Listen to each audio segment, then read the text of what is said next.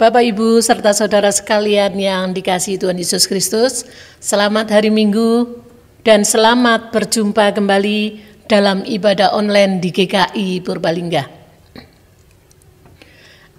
Bapak, Ibu, serta jemaat sekalian, ada beberapa warta yang perlu saya bacakan. Yang pertama, pelayan firman.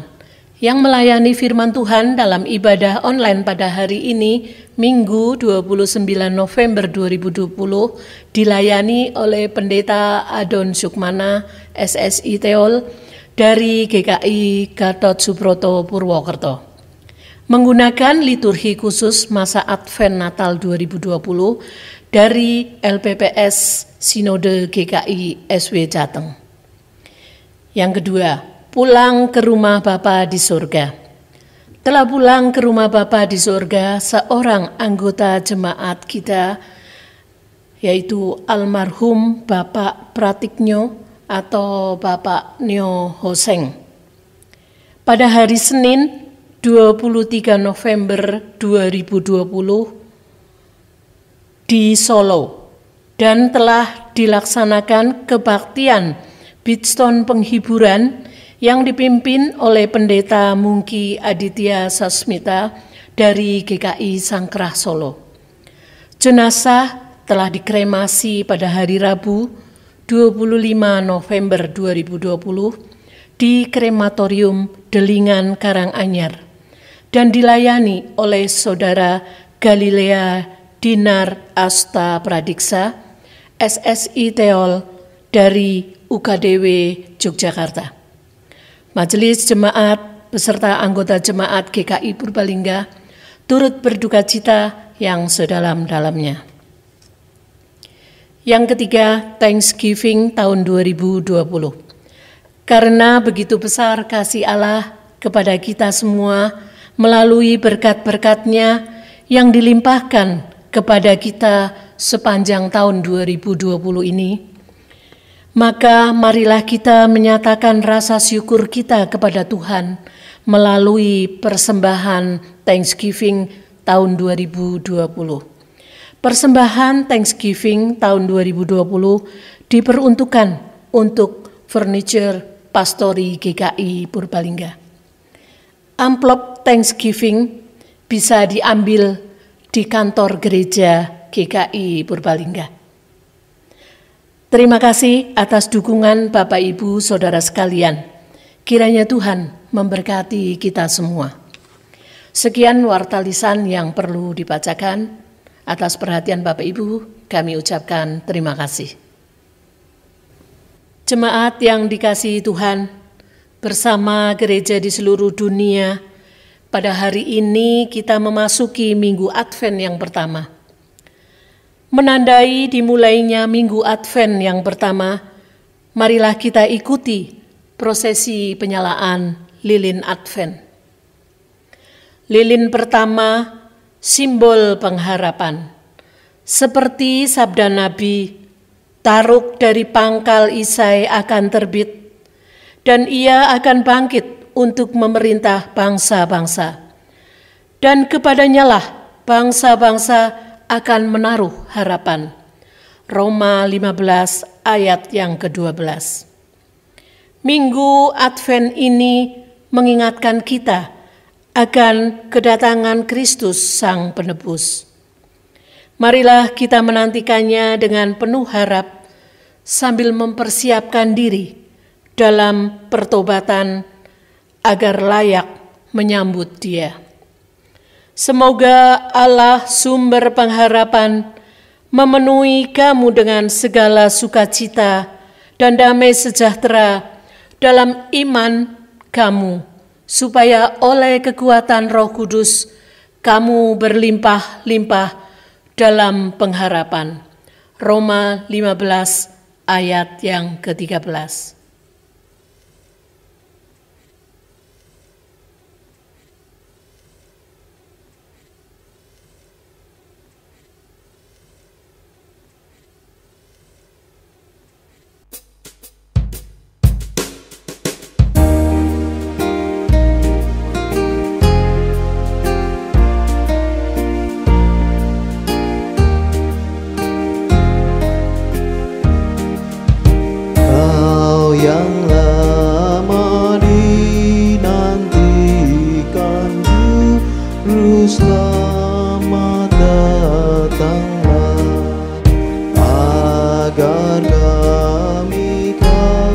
disucikan dari dosa dan celah. Umatmu tetap kau tuntun, kau harapan kami pun. Bangsa dunia menunggu penghiburan kasih-Mu.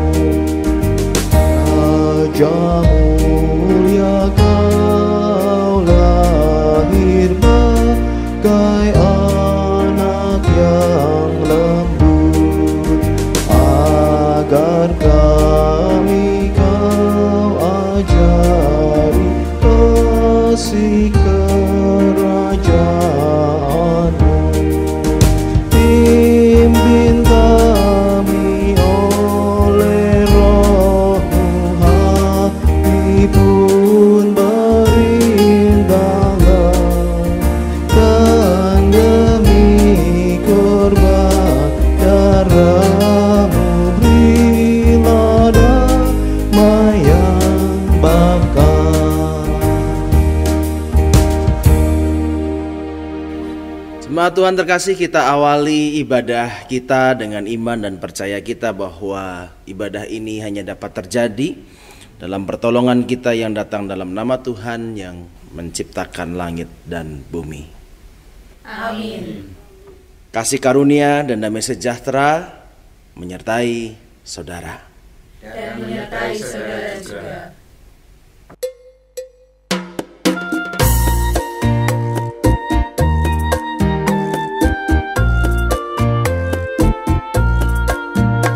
Hai orang yang beriman, tetap waspadalah, sebab larut malam kelam bertambahlah. Hai jagalah pelita dan janganlah cemas, berjaga dan berdoa, tak datang kelepas. Kau yang dinanti-nanti, ya Yesus datanglah. Oh surya kebenaran, terbit dan naiklah, sambil tundukkan diri jemaat berdoalah, menghibur juru selamatnya datanglah segera.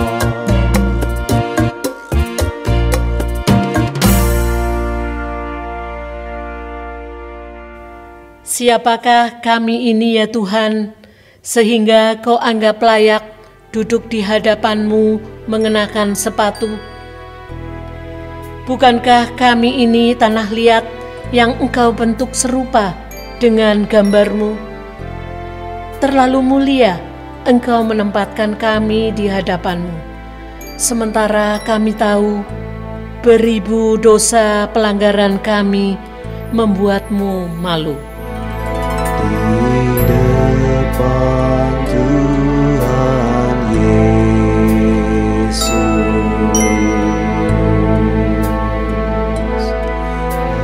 betapa hina diriku, ku bawa dosa-dosaku di depan Tuhan Yesus. Siapakah kami ini ya Tuhan, sehingga Kau anggap layak duduk di hadapan-Mu mengenakan sepatu? Padahal kami tahu bahwa kami ini debu dan akan kembali menjadi debu. Maka jangan pandang sepatu kami ya Tuhan, sebab Engkau tahu Di balik sepatu yang menutupi telapak kaki kami, ada banyak dosa yang telah kami lakukan. Inilah pengakuan kami pribadi lepas pribadi atas dosa pelanggaran kami. Bapak Ibu jemaat dipersilahkan untuk doa secara pribadi.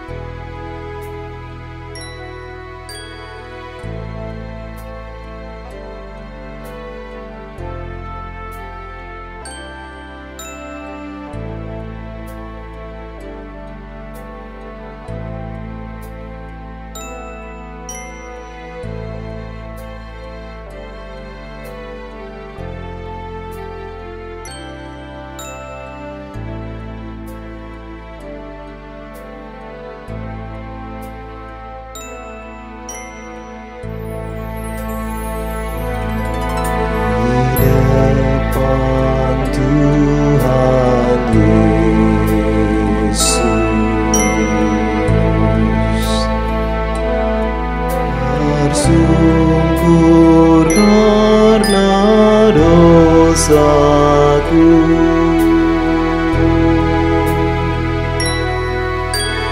buka kerinduanku di depan Tuhan Yesus.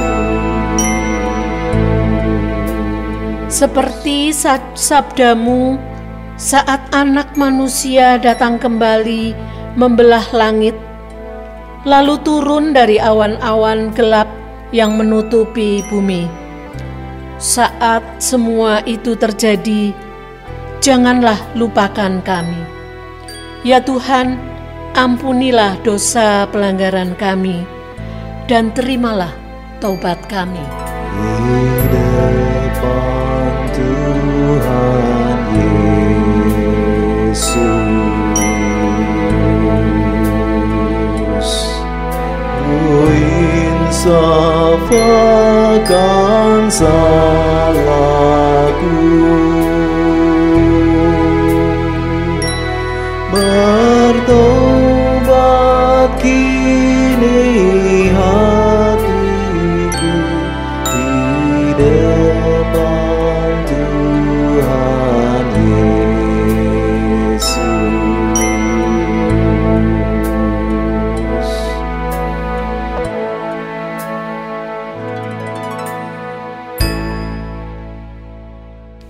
Semoga Allah damai sejahtera menguduskan kamu seluruhnya, dan semoga roh, jiwa, dan tubuhmu terpelihara sempurna dengan tidak bercacat pada kedatangan Yesus Kristus Tuhan kita. Ia yang memanggil kamu adalah setia, ia juga akan menggenapinya. Seperti yang tertulis di dalam 1 Tesalonika 5 ayat 23 sampai 24. Syukur kepada Allah. Berbahagialah orang yang diampuni pelanggaran-pelanggarannya dan yang ditutupi dosa-dosanya. Amin.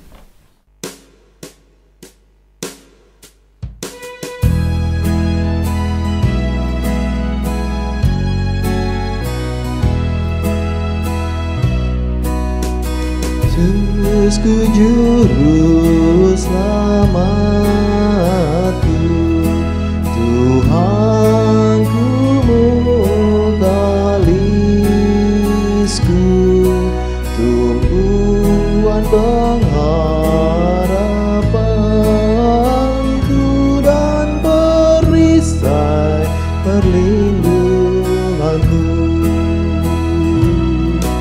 Tatkala hidupku senggung dan hati gundah pilu, Tuhanku Yesusku berseru dan jiwaku tenang dan teduh.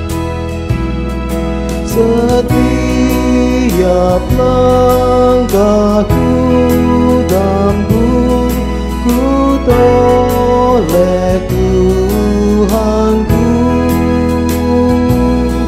Setiap hasratku gelut, ku tanya Tuhanku. Dalam kasih penebus, ku berserah selalu. Tiada lagi takutku walau hidup penuh seteru.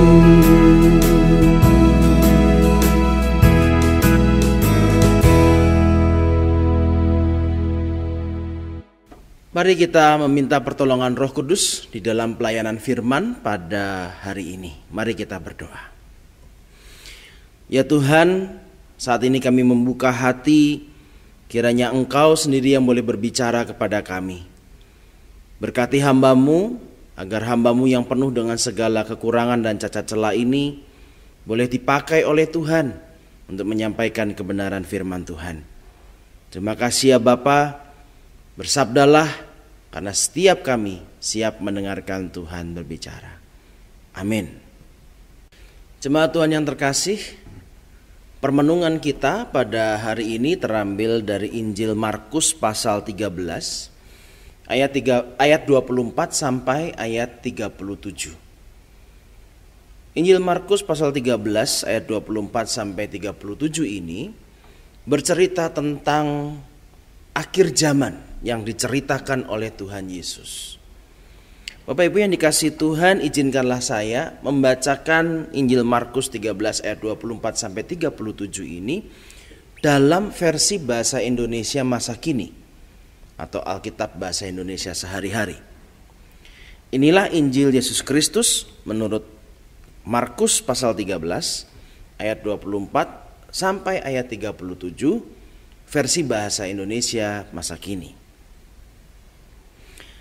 Setelah masa kesusahan itu, matahari akan menjadi gelap dan bulan tidak lagi bercahaya. Bintang-bintang akan jatuh dari langit, dan para penguasa angkasa raya akan menjadi kacau balau. Pada waktu itu Anak Manusia akan terlihat datang di dalam awan dengan kuasa besar dan keagungan. Ia akan mengutus malaikat-malaikat untuk mengumpulkan umat pilihannya dari keempat penjuru bumi, dari ujung-ujung bumi ke ujung-ujung langit. Ambillah pelajaran dari pohon ara. Kalau ranting-rantingnya hijau dan lembut dan mulai bertunas, kalian tahu bahwa musim panas sudah dekat. Begitu juga kalau kalian melihat hal-hal itu terjadi, kalian tahu bahwa waktunya sudah dekat sekali.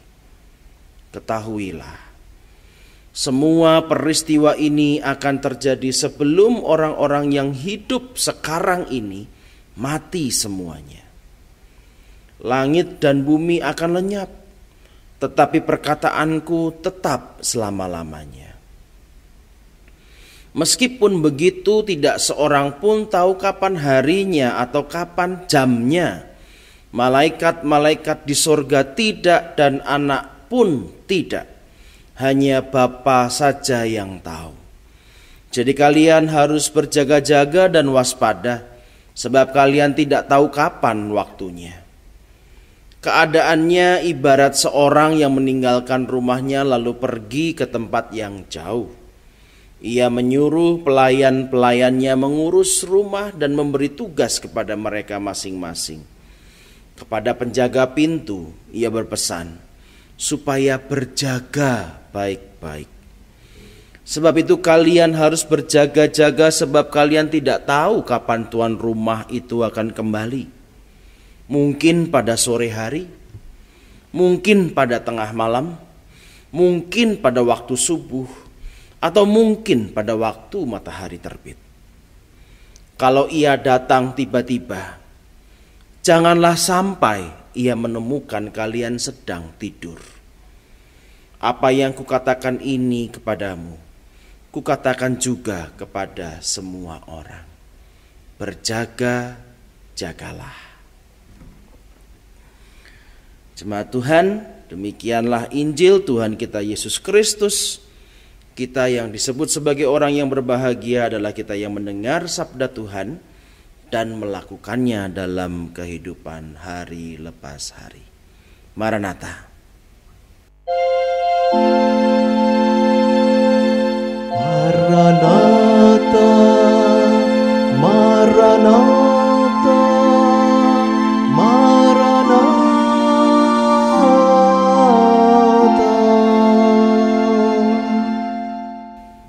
Selamat pagi, atau selamat siang, atau selamat sore, atau selamat malam. Kapanpun Bapak Ibu mendengarkan, melihat ibadah ini. Saat ini salah satu keuntungan ibadah online melalui YouTube, Bapak Ibu bisa beribadah sesuai dengan waktu yang Bapak Ibu inginkan. Nah, Bapak Ibu yang dikasihi Tuhan, selamat Advent. Nah, ini kita memasuki tahun liturgi yang baru. Jadi tahun liturginya sekarang sudah baru lagi. Ini awal tahun baru liturgi kita. Ya, sebelumnya kan bacaannya selalu Injil Matius, sekarang Injil Markus. Nah, Bapak Ibu yang dikasihi Tuhan, kita tahu bersama kata Advent itu artinya adalah kedatangan.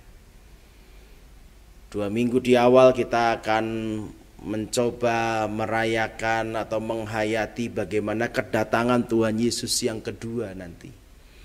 Nanti minggu ketiga dan keempat kita merefleksikan bagaimana kita menyambut kedatangan atau kembali mengingat apa yang terjadi pada kedatangan Yesus di Bethlehem yang pertama itu. Bapak Ibu yang dikasihi Tuhan, kita tahu bahwa dalam Advent ini ada sebuah harapan, yaitu berharap agar Tuhan segera datang. Itu sebabnya tadi kita mengganti kata haleluya yang kita nyanyikan biasanya itu dengan kata Maranatha. Maranatha itu artinya Tuhan datanglah sekarang. Datanglah ya Tuhan, datanglah sekarang. Persoalannya Bapak Ibu, kalau seandainya Tuhan datang saat ini juga, kalau Tuhan datang sekarang juga, apakah kita siap? Kalau Bapak Ibu searching di YouTube, ya, lalu Bapak Ibu ketik Mongol begitu, stand up comedian, ada satu video yang sering kali ditonton oleh banyak orang ketika Mongol sedang berbicara atau berstand up pada acara Paskah. Menarik. Dalam cerita itu Mongol pernah bercerita bahwa dia pernah ditegur oleh pendeta-pendeta. Kenapa? Karena dia berkata bahwa pendeta-pendeta itu kok bodoh begitu. Kenapa bodoh? Karena doanya itu. Dia berdoa, pendeta-pendeta itu suka sekali berdoa, Tuhan datanglah segera. Tuhan datanglah ke tempat ini. Mongol bilang, ngana tahu, dengan logat Manadonya itu. Ngana tahu kalau Tuhan datang itu kita mati, itu kiamat. Kalau Tuhan datang itu semua kita sudah tidak ada. Jangan dipanggil Pak, mati dorang semua, gitu kata Mongol kira-kira begitu. Jangan pikir Tuhan kita ini teh celup, naik turun seperti itu. Itu kira-kira yang dikatakan oleh Mongol. Bapak Ibu yang dikasihi Tuhan, bicara soal kiamat, siapa yang nggak takut? Jadi wajar saja ketika Mongol mengatakan, ketika kita berdoa, kita berharap, kita mengatakan Tuhan datanglah segera. Beneran nih, kalau Tuhan benar-benar datang bagaimana kita? Kiamat itu digambarkan, wah sangat menakutkan. Bahkan dalam bacaan kita tadi ayat 24 dan 25 saya bacakan. Setelah masa kesusahan itu matahari akan menjadi gelap, bulan tidak bercahaya, bintang-bintang akan jatuh dari langit, para penguasa angkasa raya akan menjadi kacau balau. Bayangkan betapa hiruk pikuknya keadaan itu, betapa menakutkannya keadaan kiamat itu. Lah kayak begitu kok Tuhan disuruh segera datang. Kalau benar-benar Tuhan datang, matahari gelap, bulan tidak bercahaya, bintang-bintang berjatuhan, bagaimana itu? Pasti akan mengerikan sekali. Belum lagi ditambah kiamat itu gak ada yang tahu kapan terjadinya. Sehingga akhirnya karena kengerian kiamat yang dikabarkan atau diceritakan di Alkitab atau di kitab-kitab suci lainnya atau di agama-agama lainnya, itu melahirkan banyak spekulasi tentang kapan terjadinya kiamat. Masih ingatkah Bapak Ibu ketika sekitar tahun 2007 ada seorang pendeta, ya kalau saya tidak salah ingat pendeta Sibuea itu menyatakan bahwa kiamat itu kira-kira terjadi di tahun 2007. Lalu kemudian dia mengumpulkan banyak orang. Dan banyak orang yang percaya, banyak orang yang percaya tentang apa yang terjadi.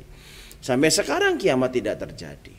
Bahkan pendeta Sibuea ini malah justru berurusan dengan yang berwajib. Tahun 2015, kalau tadi seorang pendeta, ini adalah seorang perempuan, mengajukan permohonan kepada Pak Presiden Jokowi dan kepada Gubernur Ahok pada saat itu. Minta izin supaya lapangan Monas itu dipakai. Buat apa? Untuk mendaratkan UFO, untuk mendaratkan piring terbang, supaya dia bersama-sama dengan pengikut setianya akan masuk ke piring terbang itu, dijemput oleh UFO. Itu saya baca di internet seperti itu, karena kiamat akan terjadi. Atau setidak-tidaknya Bapak Ibu pasti masih ingat yang paling hangat 21, 12, 12, angka cantik. Prediksi dari suku Maya bahwa ini sudah akhir dari dunia. Banyak sekali prediksi itu terjadi. Baik cuma itu sifatnya lokal di Indonesia atau juga internasional yang menyatakan bahwa kiamat itu terjadi. Beberapa kali Bapak Ibu, saya pernah diminta untuk memimpin seminar-seminar berkaitan tentang akhir zaman, tentang kiamat. Dan selalu saja pertanyaan-pertanyaan yang diajukan adalah, kira-kira kiamat itu kapan terjadi? Kira-kira apa tandanya? 666 atau antikris itu sebetulnya siapa?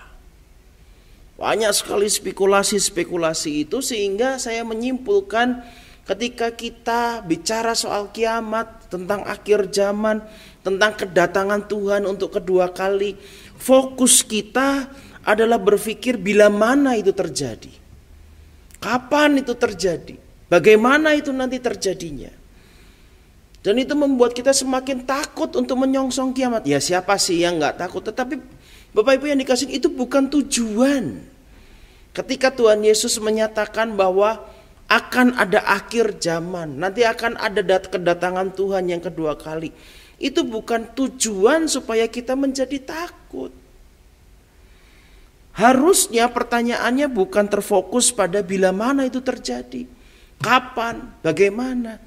Seharusnya fokusnya itu justru adalah, kalau kiamat itu terjadi, maka saya harus bagaimana? Apa yang harus saya lakukan? Apa yang harus saya songsong? Ketika saya menyongsong kiamat itu terjadi, apa yang harus saya buat?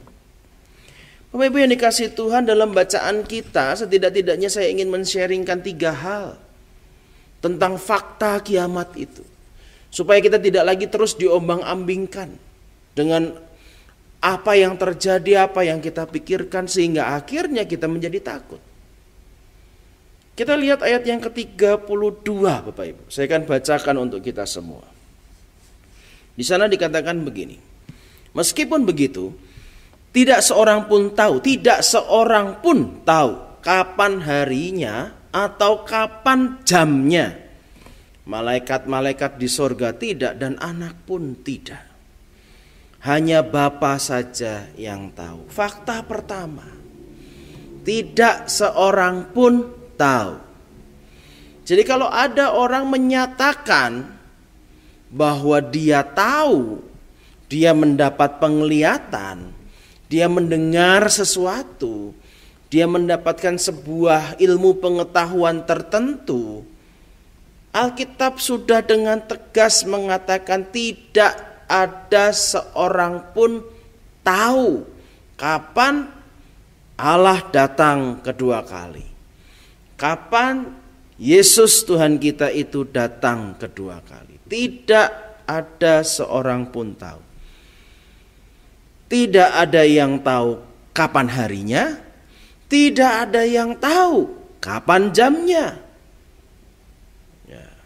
Jangankan kita, malaikat juga tidak tahu.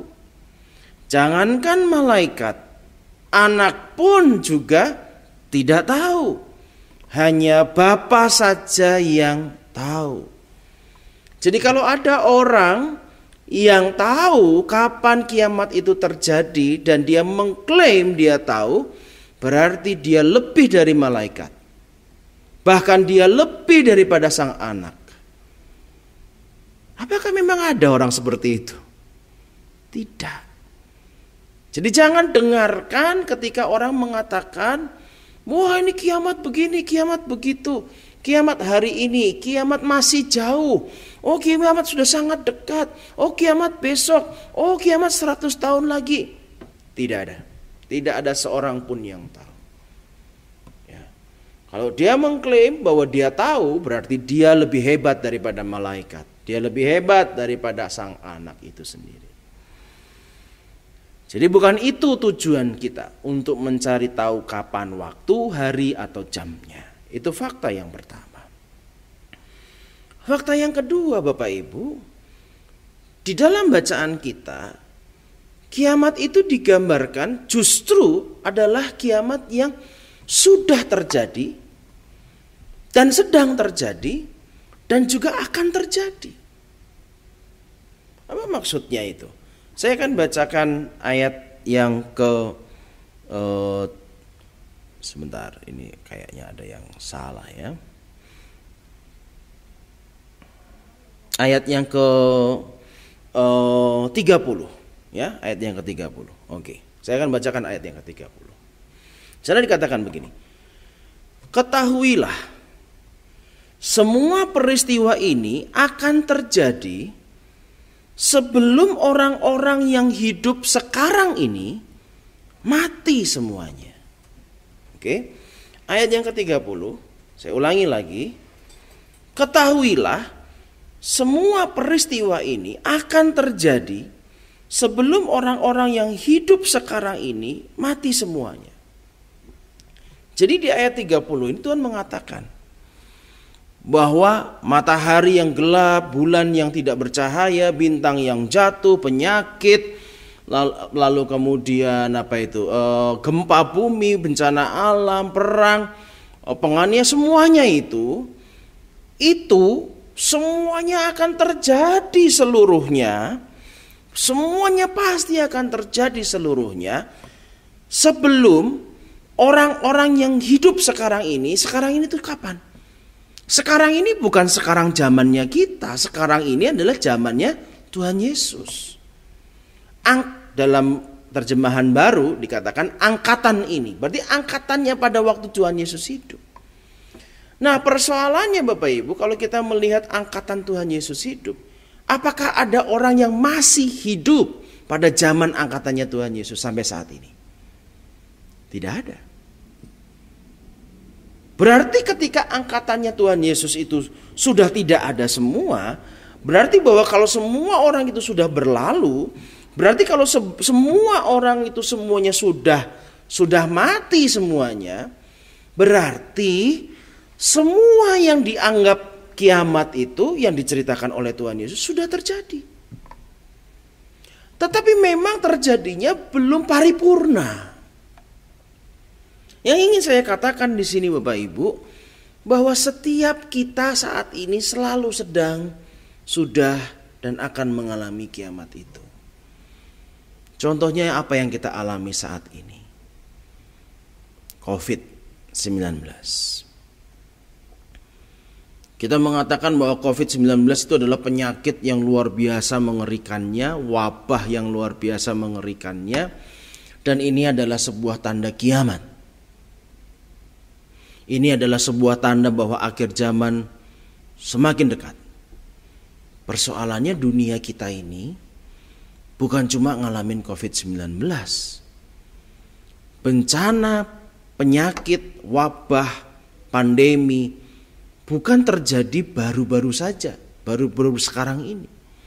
Tapi beberapa tahun atau ratusan tahun yang lalu atau puluhan tahun yang lalu, tepatnya maaf saya tidak tahu atau saya lupa mengeceknya, kita tahu ada wabah-wabah lain, pandemi-pandemi lain yang terjadi.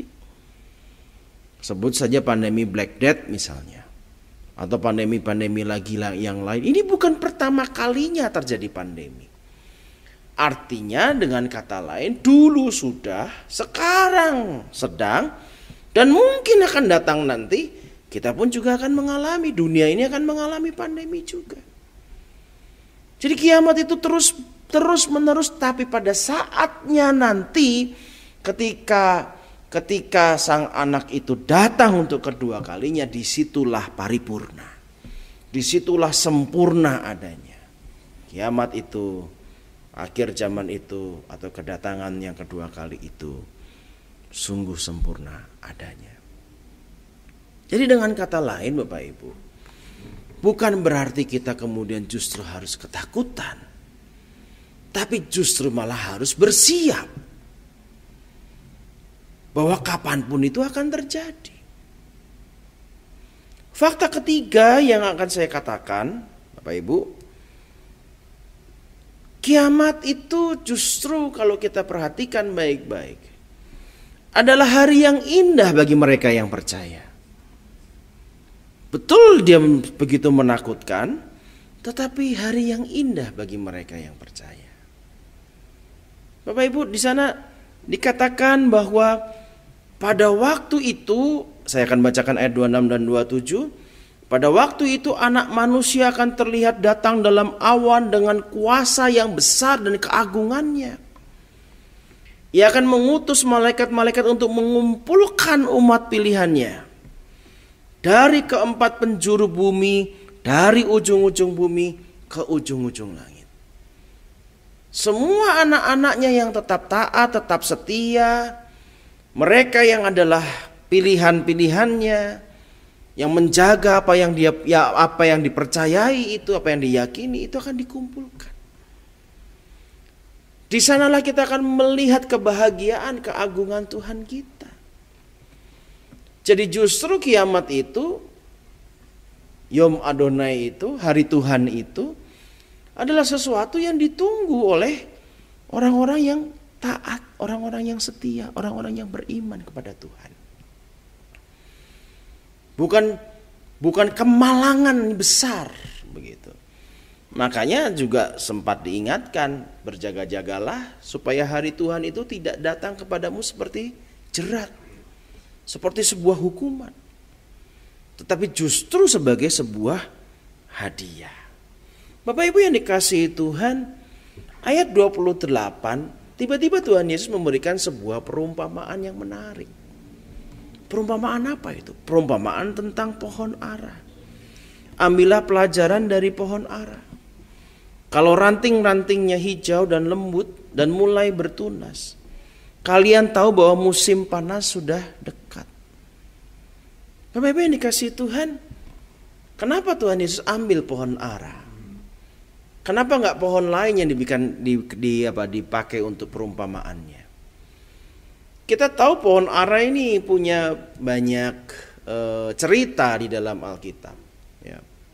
Bagaimana Yunus marah-marah ketika dia sudah senang-senangnya punya pohon ara, tempat dia berteduh, tapi pohon arahnya tiba-tiba mati dibuat kering oleh Tuhan. Marah sekali. Ya, pohon ara itu digambarkan seperti pohon tempat berteduh banyak orang. Tempat di mana orang bisa ngaso, bisa beristirahat di sana. Jadi ketika Tuhan Yesus bicara soal tentang pohon ara, saya mengartikannya, saya menafsirkannya, Tuhan Yesus bicara soal dirinya sendiri. Bahwa pohon ara itu bahwa Tuhan Yesus itu mulai menunjukkan kehadirannya gitu. Dan ketika pohon ara itu mulai bertunas, tunas adalah sesuatu yang baru, harapan akan sebuah kehidupan yang baru. Itu artinya masa musim dingin yang menakutkan, masa musim dingin yang mencekam, masa musim dingin yang susah itu berakhir. Ada pengharapan. Jadi justru Tuhan mau mengingatkan bahwa iman Kristen kuncinya adalah dalam pengharapan bersama dengan Tuhan. Bersama dengan sang pohon ara abadi itu. Sang pohon ara yang memberikan kepada kita perteduhan itu. Dunia itu belum berakhir, sekalipun dunia itu berakhir, pengharapan kita bukan ada di dunia. Pengharapan kita bukan pada dunia yang berakhir, yang mungkin kita pikirkan akan hancur, bukan. Tapi sang pohon ara itu justru akan memberikan perteduhan bagi kita. Sang pohon ara itu akan bertunas. Sesusah-susahnya kehidupan kita, sedang susah, sudah susah, atau akan susah. Karena di dalam pergumulan-pergumulan kita menantikan hari kedatangan Tuhan itu, segala sesuatu itu dalam pengharapan bersama Allah ada sebuah sukacita, ada sebuah pengharapan. Jadi jangan pernah kita terus ketakutan, kita justru malah kita tidak berbuat apa-apa. Kita kemudian mengunci diri, mengisolasi diri, berbuat egois untuk diri kita sendiri, nggak peduli dengan orang lain. Yang penting saya selamat. Bikin bunker sedalam-dalamnya, sekuat-kuatnya, supaya kalau gempa bumi kuat, nggak bakalan hancur dan segala macam. Bukan itu. Justru Tuhan menginginkan kita supaya hidup dalam pengharapan. Pengharapan bahwa kita akan tetap setia karena kita tetap setia, karena kita tetap terus berjaga-jaga. Pada akhirnya hari Tuhan itu tidak datang sebagai jerat. Justru kita akan dikumpulkan bersama-sama dengan Tuhan. Nah, Bapak Ibu yang dikasihi Tuhan, di dalam pengharapan kita yang kita hayati dalam minggu Advent pertama ini, kita diajarkan, kita diingatkan bahwa ya, kiamat itu pasti terjadi. Entah sudah, entah sedang, entah akan terjadi, tapi pasti terjadi. Iya, hidup kita itu pasti susah. Saat ini susah, mungkin masa lalu ada yang lebih susah lagi.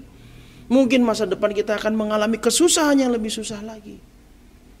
Betul. Tetapi bukan berarti kesusahan yang ada itu membuat kita tidak berbuat apa-apa. Tetap berjaga-jaga dengan iman kita. Tetap setia kepada Tuhan. Tetap melayani Tuhan. Tetap menjadi berkat bagi banyak orang. Martin Luther pernah berkata begini. Bahkan jika saya tahu besok dunia akan hancur berkeping-keping, saya akan tetap menanam pohon apel saya. Kalimat ini menarik Bapak Ibu. Sekalipun dia tahu dengan pasti besok itu kiamat, dunia itu akan hancur berkeping-keping. Lalu apakah semua yang dilakukan saat ini akan menjadi sia-sia? Tidak. Dia akan tetap menanam pohon apelnya, dia akan tetap berpengharapan bahwa pohon apelnya akan tetap bertumbuh, dia akan tetap berharap bahwa pohon apelnya akan menjadi berkat bagi banyak orang. Bukan kemudian justru ketakutan dan tidak melakukan apa-apa. Iman orang Kristen bukan hanya terletak pada hari ini, tapi juga hari esok. Dan hari esok di dalam Tuhan adalah sebuah kepastian. Oleh karena itu Bapak Ibu, menyongsong kedatangan Tuhan yang kedua, mari kita punya pengharapan yang pasti. Tetap berjaga-jaga, tetap setia, tetap menjaga iman kita, namun juga tetap menjadi berkat bagi banyak orang. Karena itulah yang Tuhan mau untuk kita lakukan. Amin.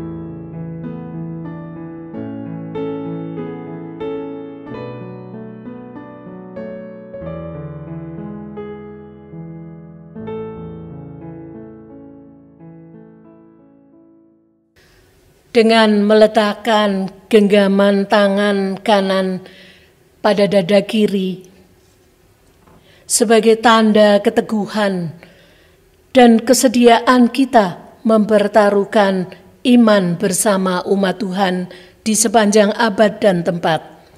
Marilah kita mengucapkan pengakuan iman menurut pengakuan iman rasuli. Aku percaya kepada Allah, Bapa yang Maha Kuasa, Halik langit dan bumi, dan kepada Yesus Kristus, Anaknya yang tunggal Tuhan kita, yang dikandung dari Roh Kudus, lahir dari anak darah Maria, yang menderita sengsara di bawah pemerintahan Pontius Pilatus, disalibkan, mati dan dikuburkan, turun ke dalam kerajaan maut. Pada hari yang ketiga, bangkit pula dari antara orang mati, naik ke surga, duduk di sebelah kanan Allah Bapa yang Maha Kuasa. Dan dari sana ia akan datang untuk menghakimi orang yang hidup dan yang mati. Aku percaya kepada Roh Kudus, gereja yang kudus dan persekutuan orang kudus, pengampunan dosa, kebangkitan orang mati, dan hidup yang kekal. Amin. Mari kita menaikkan syafaat kita berdoa. Ya Tuhan, kami bersyukur kalau pada hari ini kami boleh beribadah kepadamu. Kami diingatkan untuk tetap berjaga-jaga, untuk tetap setia di dalam doa, dalam ibadah kami, ketika kami terus menantikan kedatangan-Mu yang kedua. Tuhan, tolong kami agar kami dapat dengan sungguh-sungguh setia sampai akhir, karena sungguh ya Tuhan, kalau kami boleh setia itu semua hanya karena anugerah Tuhan semata. Tuhan, pada saat ini kami terus mau berdoa Tuhan. Ketika kami harus berjuang di tengah-tengah pandemi, kami tahu bahwa ini bukan akhir dari segala-galanya. tetapi biarlah kami juga boleh berjuang bersama dengan Tuhan. Bagi setiap anggota jemaat-Mu Tuhan yang pada saat ini mempunyai persoalan ekonomi karena pandemi yang terjadi di tengah-tengah kami, Engkau kuatkan, Engkau berkati, Engkau curahkan berkat-berkat Tuhan. Bagi mereka yang pada saat ini juga mungkin mengalami persoalan sakit penyakit atau bahkan harus berhadapan dengan sakit penyakit yang disebabkan oleh virus corona, kiranya Tuhan berikan kekuatan, kesabaran, ketabahan. Bagi mereka yang berduka cita ya Tuhan, berikan penghiburan, karena Engkaulah Allah sumber pengharapan kami. Bapa dalam sorga, kami mau berdoa juga ya Bapa, untuk pemerintahan kami ya Bapa, baik dari pemerintahan tertinggi dalam negara kami, bahkan sampai dalam lingkungan-lingkungan terkecil, terdekat di dalam kehidupan kami. Mari Tuhan campur tangan, supaya ketika kami nanti terus-menerus bergumul bersama-sama dengan persoalan-persoalan yang ada, terutama persoalan COVID ini, Engkau juga boleh memberikan hikmat kepada pemerintah kami, agar mereka memutuskan segala sesuatu dengan baik, dengan benar. Terima kasih ya Bapa. Kami berdoa untuk GKI Purbalingga, kami berdoa untuk majelis jemaat. Mari Tuhan pimpin dengan hikmat Tuhan, agar majelis jemaat pun juga boleh memberikan dan menuntun kepada setiap anggota jemaat GKI Purbalingga sebuah jalan yang benar, jalan yang baik, jalan di mana kami juga boleh bersuka cita di saat Natal ini ya Tuhan, sekalipun kami harus berhadapan dengan pandemi. Kami berdoa untuk jemaat-Mu ya Tuhan di GKI Purbalingga ini, setiap aktivis yang ada, setiap para pelayan-pelayan Tuhan, mari Tuhan juga boleh campur tangan, Kau berkati, supaya pelayanan mereka sungguh dapat memuliakan nama Tuhan. Pelayanan mereka boleh sungguh membantu umat Tuhan yang Tuhan percayakan di tempat ini tetap terpelihara imannya, sekalipun kami harus terus berhadapan dengan pandemi ini. Terima kasih ya Tuhan. Inilah doa kami. Kami percaya Tuhan terus mendengar doa dan keluhan-keluhan kami ya Bapa. Ya Tuhan, kabulkanlah doa kami, sebab kepadamu sajalah kami berharap. Dalam nama Yesus Putramu, kami memohon berkat. Dialah yang mengajar kami berdoa.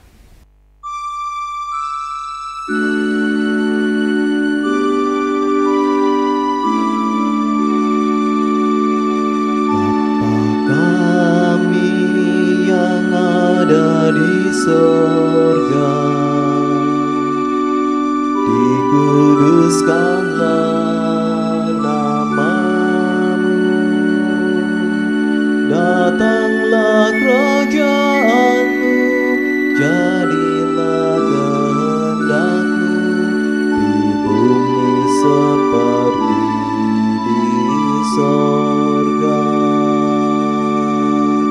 Beri kami hari ini makanan yang secukupnya, ampuni salah kami seperti kami ampuni yang bersalah pada kami. Jangan bawa kami dalam pencobaan, melainkan lepaskan kami dari yang jahat, sebab Kaulah yang punya kerajaan dan kuasa dan kemuliaan sampai selama-lamanya.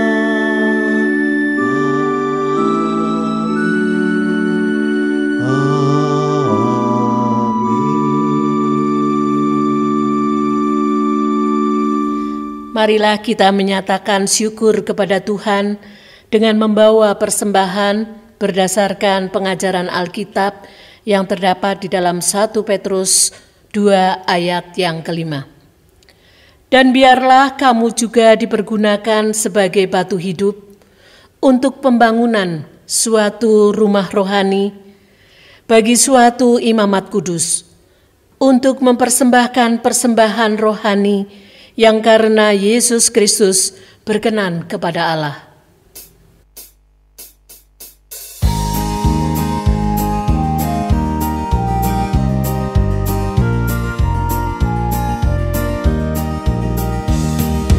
Persembahkan dirimu untuk Tuhan pakai, agar kerajaannya makin nyatalah.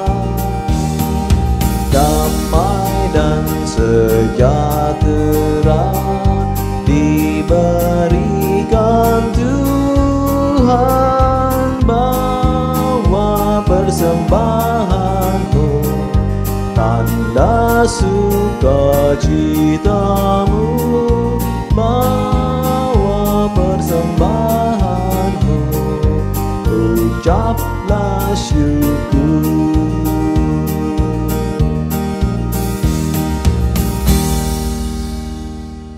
Bapak, Ibu, serta saudara sekalian, mari kita bawa persembahan ini di dalam doa.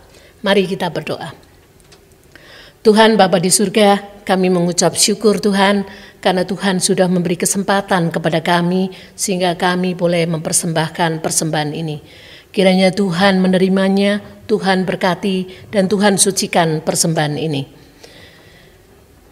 Bapa Sorgawi, ajarilah kami agar kami juga boleh mempersembahkan hidup kami seluruhnya hanya untuk kemuliaan nama Tuhan saja. Berkati kami para majelis dan badan pelayan yang akan mengelola persembahan ini. Kiranya Tuhan memberkati kami semua. Di dalam nama Tuhan Yesus Kristus, kami sudah berdoa dan mengucap syukur. Amin. Dengan tetap berdiri, marilah kita akhiri ibadah ini dengan menyanyikan nyanyian pengutusan.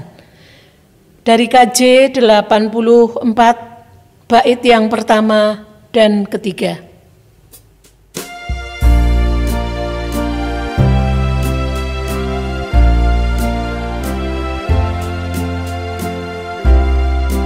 Ya Yesus, Dikau kurindukan, liburkan marah batinku, seluruh hatiku terbuka menyambut kedatangan-Mu. Bahagia terang sorgawi, Engkau harapan dunia. Terbitlah surya maha kasih, dan jiwaku terangilah.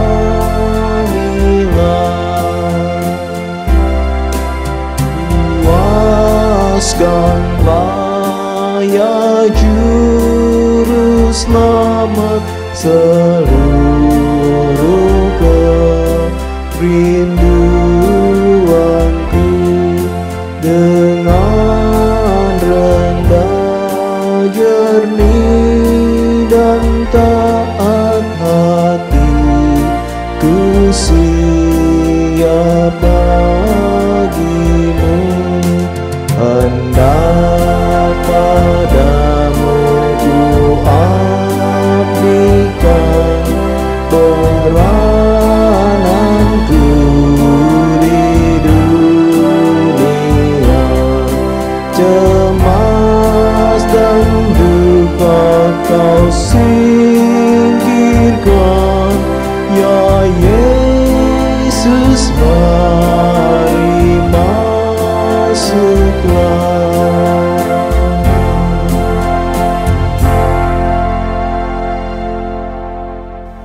Jemaat Tuhan, pulanglah ke dalam kehidupanmu dan terus tetap setia kepada Tuhan. Berjaga-jagalah dan terus arahkanlah hatimu kepada Tuhan dan pandanglah dunia. Kami mengarahkan hati kepada Tuhan dan memandang dunia. Jadilah saksi Kristus. Kami siap menjadi saksinya. Terpujilah Tuhan. Kini dan selamanya. Dan kini terimalah berkat Tuhan. Tuhan memberkati engkau. Tuhan melindungi engkau. Tuhan menyinari engkau dengan wajah-Nya. Tuhan memberi engkau kasih karunia. Tuhan menghadapkan wajah-Nya kepadamu. Tuhan memberimu damai sejahtera. Amin.